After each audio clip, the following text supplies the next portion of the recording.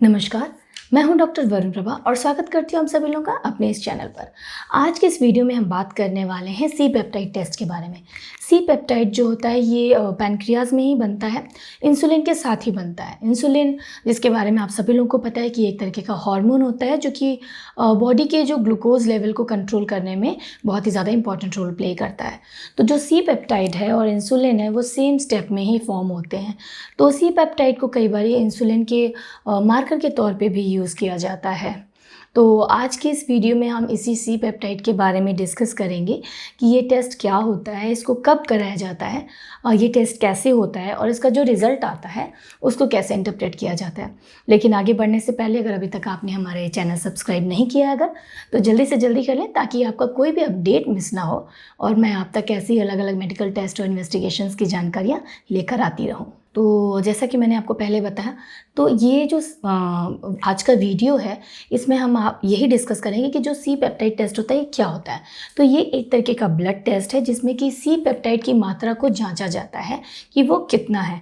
तो अब जानते हैं कि किन कंडीशंस में इस टेस्ट को एडवाइस किया जाता है, कब ये टेस्ट करवाया जाता है।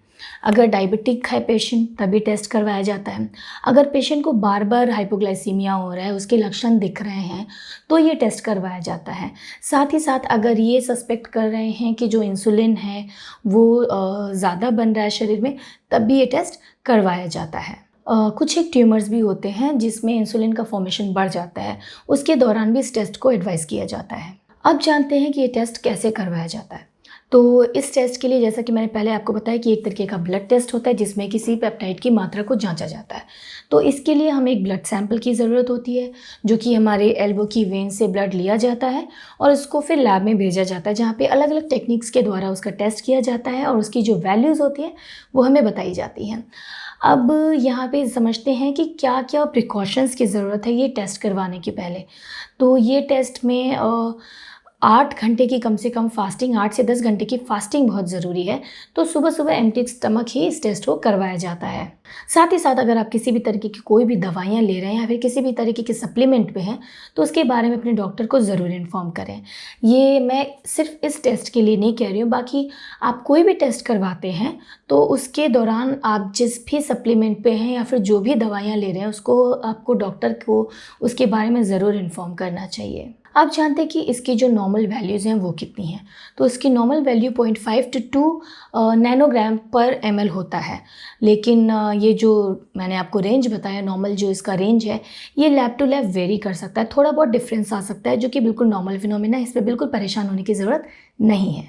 तो जब भी आप अपना कोई भी मेडिकल जो रिपोर्ट देखते हैं, टेस्ट देखते हैं लैब का, हमेशा जो जिस लैब से आप करवा रहे हैं उस लैब का जो रेफरेंस रेंज है उसको ध्यान से ज़रूर देखें और उसके हिसाब से फिर अपने रिज़ल्ट को एनालिसिस कर, उसकी जो एनालिसिस है उस हिसाब से करनी चाहिए। और उसके अलावा एक और इम्पॉर्टेंट पॉइंट है जो मैं आपके साथ शेयर करना चाहूँगी कि जब भी आप अपना कोई टेस्ट करवाते हैं, मेडिकल जो टेस्ट होता है, हमेशा एक अच्छे लैब से, एक रजिस्टर्ड, एक रिलायबल लैब से करवाना चाहिए क्योंकि जो इससे रिज़ल्ट आता है वो बहुत ज़्यादा क्रूशियल होता है।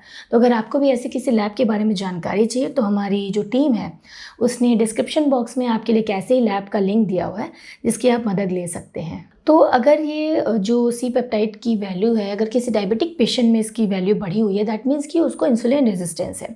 उसके अलावा और भी कई सारे कंडीशंस होते हैं जहाँ पे ये बढ़ी हुई आ सकती है, जैसे कि कुशन्स सिंड्रोम है, कुशन्स डिजीज़ है। तो और भी कई सारे कंडीशन है जहाँ पे सी पेप्टाइड की वैल्यू बढ़ी हुई आ सकती है, जैसे कि कुशन्स डिजीज़ है या फिर किडनी फेलियर है। उसके अलावा कुछ ट्यूमर्स भी होते हैं जहाँ पे इंसुलिन जो फॉर्मेशन होता है इंसुलिन का वो बढ़ जाता है। वहीं पे टाइप 1 जो डायबिटीज़ है उसमें सी पेप्टाइड की वैल्यू नॉर्मल से कम आती है। साथ ही साथ अगर कोई पेशेंट बाहर से इंसुलिन ले रहा है, इंसुलिन के इंजेक्शंस ले रहा है, उसमें भी सी पेप्टाइड की वैल्यू नॉर्मल से कम आ सकती है। तो आज के अपने इस वीडियो में हमने डिस्कस किया सी पेप्टाइड टेस्ट के बारे में। इसके बारे में जो बेसिक इन्फॉर्मेशन है वो मैंने आपको दी। उम्मीद करती हूँ कि इससे आपकी जो अंडरस्टैंडिंग है सी पेप्टाइड के बारे में, उसके टेस्ट के बारे में, वो काफ़ी बढ़ी होगी। उसके अलावा भी अगर आप कोई और क्वेश्चन पूछना चाहते हैं या फिर किसी तरीके का कोई सुझाव देना चाहते हैं तो कमेंट बॉक्स में जाके हमें ज़रूर बताएं। धन्यवाद।